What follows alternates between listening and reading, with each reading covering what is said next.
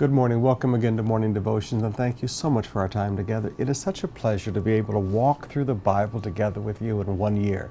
It's very important to read all of the Bible, not just the parts we like. We're closing out the book of 1 Corinthians chapter 16 today, so let me pick up with verse 15. Now, as we start on this, remember, Paul has been very strong with this church. The church in Corinth disrespected his authority, disrespected his ministry more than any of the other churches that Paul had helped provide leadership with over his lifetime. Partly that was because he never allowed them to support him, and he said, "Forgive me this wrong." Partly this because of their attitudes, and super apostles came in who exploited them and everything else.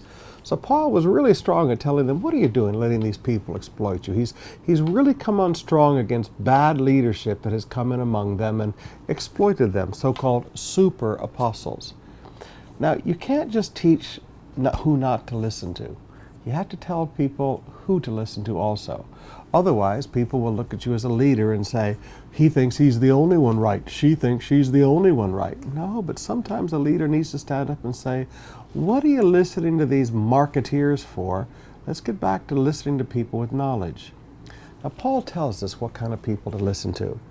He says, you know, beginning with verse 13, that the household of Stephanus were among the first converts in Achaia. All right, so we're not listening to new believers who maybe have been an artista or maybe have been a person of influence or a business person, and now all of a sudden they're a leader. He said, no, these are older leaders. These are people that have been in the faith for a long time.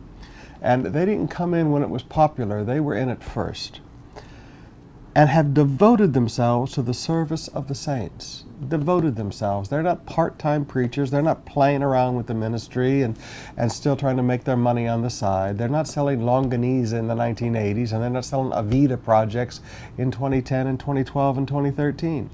They've devoted themselves full-time to the service of the saints. I urge you, brothers, to submit to such as these. Listen to people that have been in the faith a long time. Listen to those that have devoted themselves to the service of the saints, who join in the work and labor at it. Wow. Who labor at it, who really work hard at the ministry. They're not laying around in a swimming pool speaking in tongues and enjoying Jesus, so to speak. They get up and they go to work every day. They work hard every day. They don't do 8-hour days. You walk into their office and you see that these people work hard every day. They're in the homes of the people every day. These are the kind of pastors you should listen to. These are shepherds. Now, brothers and sisters, you have to make decisions in life who to listen to. Do you want to listen to a beautiful smile and nice marketing? Or do you want to listen to someone like the Apostle Paul who has knowledge? Do you want to listen to people that are experienced in the faith, who really work hard and labor at it, who have devoted themselves to the service of the saints? Or do you want to listen to somebody who, they put on a good presentation and they have a nice PowerPoint, but they're really not hard workers? You have to decide what kind of people you're going to listen to in life.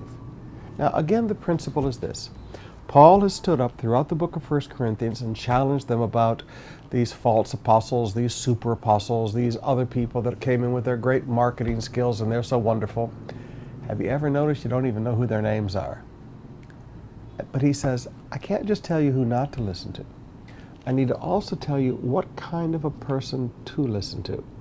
And so he describes a person who's experienced in the faith. They're not a baby believer. They're not a new person into the faith, but they have influence, and they were somebody in the world. But they're still a new believer. They're still a baby in Christ. They're people who have devoted themselves to the service of the saints, not to getting rich, but to the service of the saints.